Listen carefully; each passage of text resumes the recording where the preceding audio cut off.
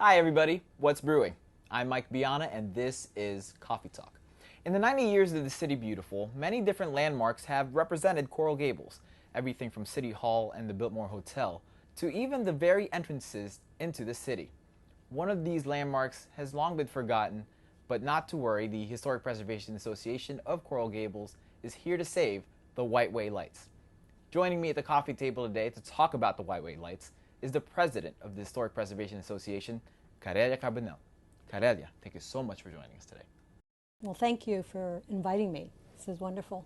Now, the White Way Lights has such a rich history in the city of Coral Gables, really one of the unique marquee landmarks here in the city. Can you tell me a little bit of the history of the White Way Lights?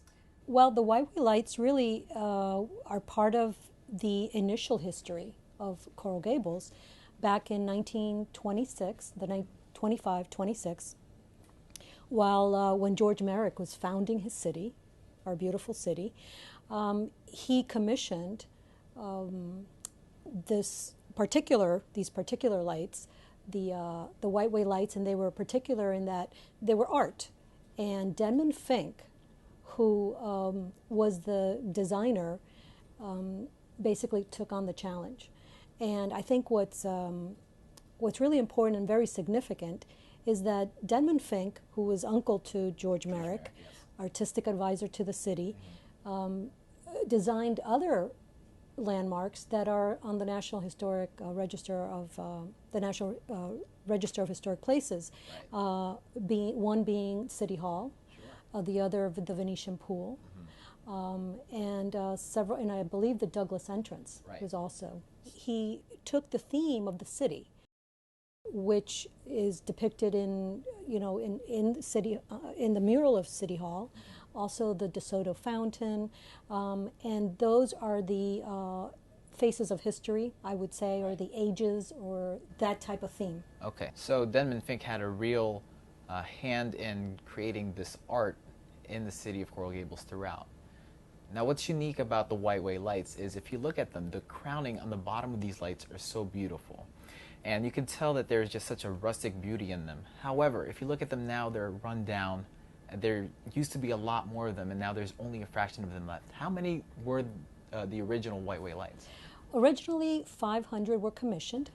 And how many are left now? Now they're about, I'd say, 70 plus. Wow, that's a really small fraction of what's Yes. left. Less than 20% now. And that is why, now I have to say, back in 1981, they were designated historic. So Wow, they are that's a big deal. protected. The ones that are here are protected.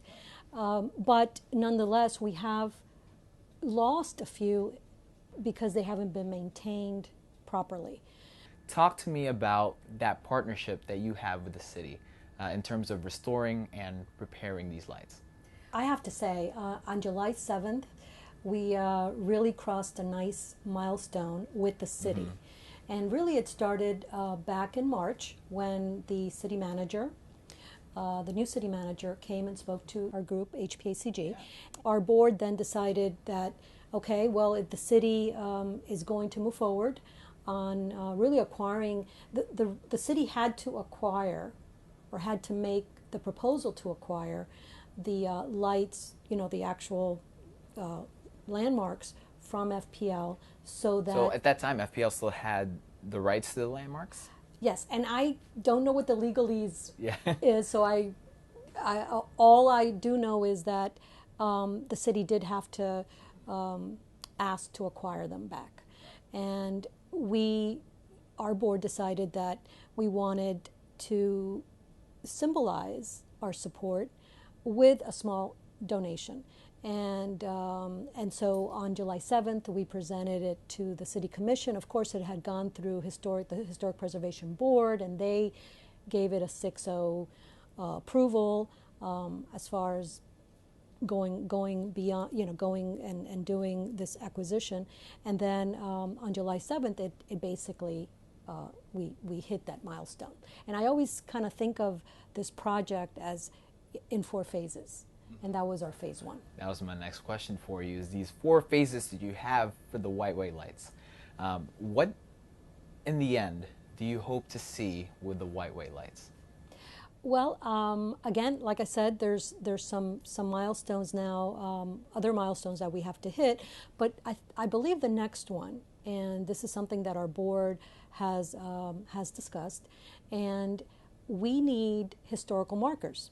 Right. Because again, I think now that we've hit that milestone as far as the city acquiring them, then now it's time to make the community aware. Even though now people are becoming more aware, and of course they're driving down Riviera Drive, which is really the last kind of remaining corridor where you can see the vision of Merrick. And so that's where we are. This is our next kind of lobbying.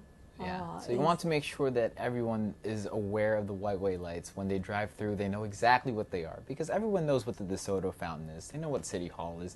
They know what Biltmore Hotel is. But now we're taking the next step to make sure that everyone is aware of what these lights mean to the city.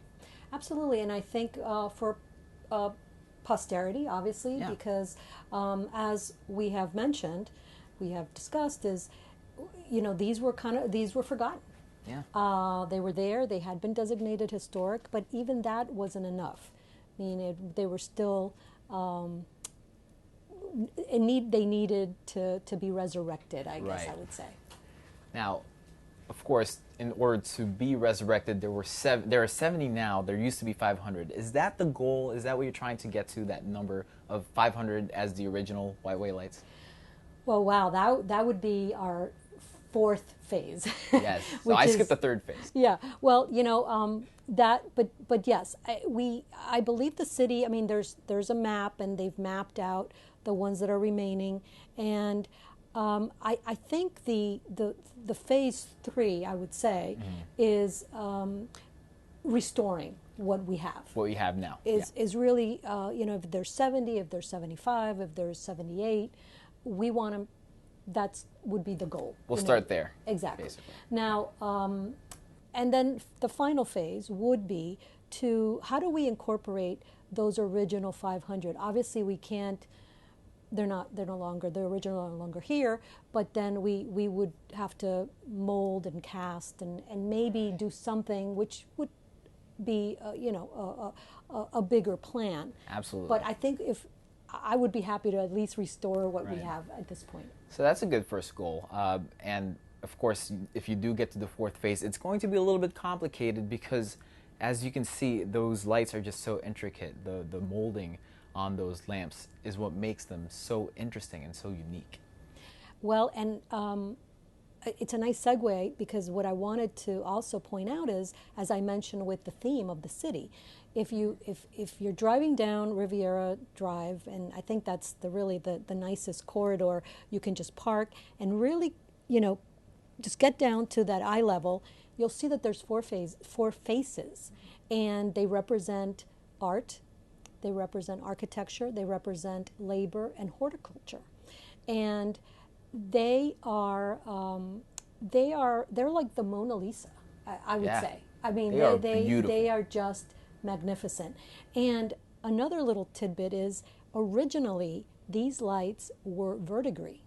They were in Wow. the green patina of like the Statue of Liberty. Wow. So are we going to get to all, I just feel like if we're going to restore them, we need to really take a look at how they were originally. And then we're talking also about the globe. I mean, the globe, we're not as focused on it at this point, but many are still original. I don't know how many, but they're just, again, beautiful glass. Yeah. This is a big project, of course, and we're not yet at the point where the community can necessarily make a direct impact. So for now, how are you getting your funding? Well, our funding, we have two ways, actually three ways. There's a membership. Our organization is based on membership, and we have over 100 plus members at this time. But we also are launching a giving program, which is tax deductible. We're a 501c3, Great. so our donations to the donations to the organization are charitable, and so it's called the George Giving Society, and there are different levels. And I'd love to plug our new website, Go for it, absolutely. which is www.historiccoralgables.org, and there you'll have all the information you need. Anyone needs to either become a member or make a donation online, and then our third way of revenue producing is we have events. We have two fundraisers. We have a spring and we have a fall. And we're actually now planning our fall event, which is in Great. October. Okay, tell me about that. Well, not too much to tell yet, but it will be at a historic home. It'll be sometime in mid-October. And we're so excited because we are going to, the theme is going to be more art related. Great. And we are now in the midst of creating these beautiful note cards, which are going to be artists who have submitted original art or photos of the lights. Wow, so you're really incorporating Oh my that God. into that event. That's amazing. Yeah, so we are, we're just so excited. So we'll have artists there, we'll have our note cards, we'll have, definitely it'll be all about White Way. Gotcha. And we'll keep an eye out for that so that we Thank can you. attend. Absolutely. So one last thing that I wanted to ask you about. You brought with us here the Coral Gables Community Magazine of this month. And there's a watercolor in there that you were showing me. Can you tell Sure. me about Oh, yeah. that?